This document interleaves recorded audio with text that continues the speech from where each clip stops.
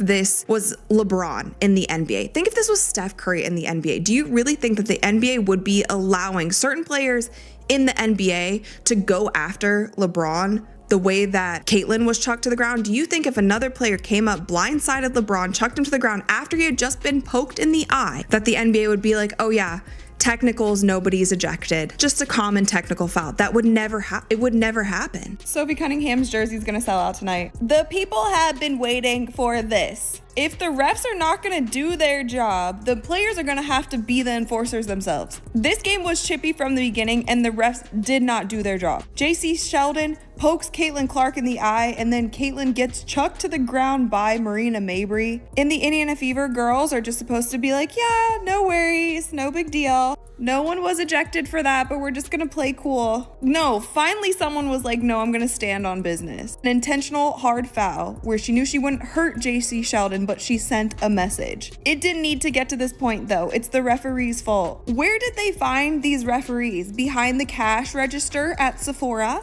They took nearly 20 minutes to review that play where Caitlin Clark got poked in the eye. And they came back and gave out 3 techs and 1 flagrant to JC Sheldon. If you guys don't remember, in the last game that the Fever played the Sun, JC Sheldon took out Sydney Colson's leg and was part of the reason that Sophie re-injured her ankle. So do I promote violence? No. But did somebody need to stand on business in this situation? Yes. All I know is there is about to be a lot more Sophie Cunningham fans after tonight. Play because she was standing on business. It wasn't a dirty play. It was an intentional foul and it was meant to send a message. It turned into a scuffle and I don't think anybody wanted that. But the way that the game went and how egregious the referees were and how they were not protecting players, and they especially weren't protecting the #1 player in this league, the biggest draw in this league, which is Caitlin Clark, and they continue to not do that. She's gonna stand up for her teammate, and that's what she did in that moment. And it's crazy that, I mean, it's not actually crazy, it's not surprising, unfortunately, because the referees have been horrible this entire time. But somebody else who called out the referees and has not been afraid to call out the referees is Coach Stephanie White. Definitely the W, especially if Sophie Cunningham is going to continue to fight people for messing with Caitlin Clark, because it feels like Caitlin Clark is going to get treated in a certain way in this league for a long time. She's not a rookie anymore. Okay, she's already proved herself. She's won. And then there were some, ladies last night that were trying to go a little physical. And in last year, I think something we noticed, and I think a lot of people noticed, is when Caitlin would get bullied, nobody would do nothing. That's right. Nobody would do nothing. It was like, hey, they didn't know, like, whoa, I can't believe this is happening. I can't believe people are doing this to Caitlin Clark. Teammates weren't jumping in there. They bring in Sophie Cunningham. I had no idea. Sophie Cunningham was a black belt at the age of 6. Yeah. Yep. San Francisco tomorrow. You're on the Las Vegas Strip. What can the Las Vegas expect from Sophie? Oh, you know what? I'm just gonna be me. I don't go in there trying to predetermine anything. I'm dialed in. I need to focus on hitting my shots, making sure I'm executing the schemes right. I'm not focused on the extracurricular activities. And you know what? During that, it was just part of the game. I think the refs had a lot to do with that. It was a build-up for a couple of years now of them just not protecting, the star player of the WNBA. And so at the end of the day, I'm going to protect my teammates. That's what I do. And I'm a team player, so. One moment of boldness flipped the entire script. Sophie Cunningham wasn't about to stay silent. Not when her teammate was disrespected. Not when the league looked the other way. And definitely not when fairness was tossed out the window. The WNBA probably expected her to backpedal, maybe issue a soft apology, or just let the controversy fade. But instead, Sophie lit the whole thing on fire and didn't flinch. She didn't hold a press conference. She didn't go on some teary apology tour. Nope. She simply let her actions do the talking, with retweets, sarcasm, and an unapologetic attitude that screamed, "I'm not here to play by your rules." The league might have thought punishing her would shut her down, but all it did was throw gasoline on a fire that was already burning hot. It all exploded when fans launched a petition calling for her to be suspended, trying to paint her as the villain in what was clearly a chaotic, emotional moment. But while everyone else was busy breaking down the footage frame by frame, Sophie had already made her next move. She retweeted a highlight of her own and sarcastically nodded to the very petition calling for her suspension. Like it was comedy. That wasn't just savage. message. It was strategic. She laughed in the face of the outrage and walked away with her jersey completely sold out. The timing? Perfect. While fans online tried to cancel her, she outsold every fan favorite in the league, even the biggest stars. This wasn't damage control, this was domination. Sophie didn't cave, she didn't fold, she turned backlash into power. And that retweet, that was for every player who's ever been demonized for standing up, for being fierce, loyal, and unapologetically passionate on the court. No carefully written PR script, no fake humility, just facts, fire, and a little shade. The league tried to make her the problem, hitting her with fines and labeling her behavior as excessive. But fans didn't see a villain, they saw a warrior. Because when Sophie stepped in after cheap shots and missed calls aimed at Caitlin Clark, it wasn't random. It was the boiling point. It was everything fans had been feeling, finally unleashed. While Kathy Engelbert stayed silent on the officiating mess this season, Sophie spoke volumes with just a few digital moves. A tweet, a shrug emoji, a highlight clip, and just like that, Sophie went from athlete to icon. The fan base didn't just cheer for her, they stood behind her. Social media went wild. Clips of her plays dominated timelines. TV debates lit up with her name, and the petition that tried to silence her, it gave her more attention than a league campaign ever could. Because when you stand for something real, even if it gets messy, people remember. Sophie didn't need a rant. She didn't need a press release. She had presence, and that was louder than words. Her teammates knew exactly what it meant. Her rivals felt it, and the league, now they're being forced to answer questions they never wanted asked. By retweeting the call for her own cancellation with a smirk and a flex, Sophie Cunningham didn't just clap back. She exposed the system. She watched Caitlin Clark take hit after hit this season. No flags, no protection, no justice. And when Sophie Cunningham finally stood up, they tried to turn her into the villain. But Sophie didn't blink. She didn't fold under pressure. She clapped back with attitude, confidence, and a message louder than any post-game interview. And the moment that changed everything, it didn't happen on the court. It happened online, with a single retweet and a photo of her jersey sold out across every store. No long statement, no staged apology, just pride, just presence, just a reminder that when you stand on business, you don't owe anyone an explanation. This wasn't about going viral. This wasn't a publicity stunt, it was instinct. Her teammate was getting bullied all season long, and the officials, as they've done far too often, just watched. So Sophie stopped waiting for justice and delivered it herself. She didn't throw the first elbow, she never does. But when that shoulder came flying in and she fired back, it wasn't violence, it was a message. If nobody's going to protect us, I will. That's what hit different, because this wasn't about ego. It wasn't about making headlines. It was about loyalty, about respect, about doing what no one else had the guts to do. Standing up for Caitlin Clark when the system refused to. And the fans saw it. They didn't just see a physical play. They saw a league failing one of its biggest stars, and a teammate who had finally had enough. Replay after replay told the same story. Contact, no whistles, shoves, no calls, confusion, no answers. But right in the center of the chaos stood Sophie, unshaken, unbothered, unapologetic. And when the game ended, the Wnba tried to sweep it under the rug. Again, a fine, a vague statement, business as usual, but Sophie wasn't playing that game. She fired off a few subtle responses,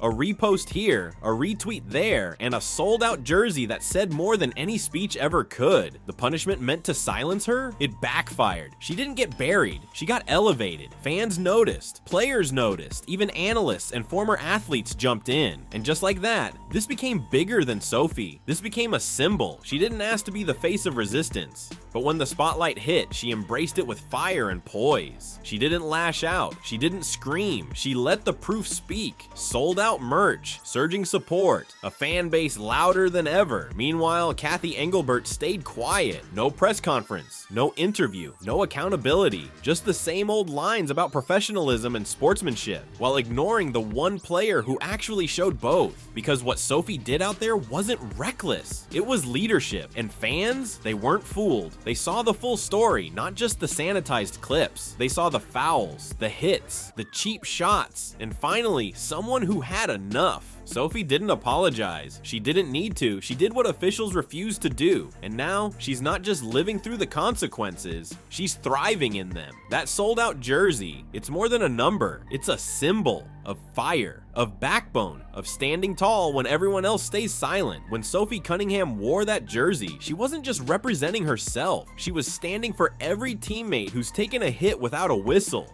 every fan who's watched the double standards play out in plain sight, and every player who's been told to sit down, smile, and stay in line. But Sophie? She didn't stay in line. She drew her own. What made her response so powerful wasn't that she played the victim. She didn't beg for sympathy. She didn't fold. She fought back, not with words, but with performance, presence, and attitude. Every fine she received, she answered it with a repost. Every critic that came for her, she hit back with highlights. She kept hooping, she kept training, she kept showing up for her team and for something bigger. Sophie didn't ask to be the face of resistance this season, but when it came knocking, she didn't blink. She embraced it. And when the moment got heated, she didn't run from it, she became it. Her performance that night went viral, not because of a buzzer beater or flashy crossover, but because it was something even more rare in modern sports. Loyalty with an edge, defiance with discipline, a refusal to stay silent while others took the hits. It wasn't just about a foul, it was about principle, and the league wasn't ready for it. They tried to take control the only way they knew how. Upgraded fouls, post-game statements, fines handed out like candy. But the damage had already been done, not to Sophie, but to the credibility of the system trying to contain her.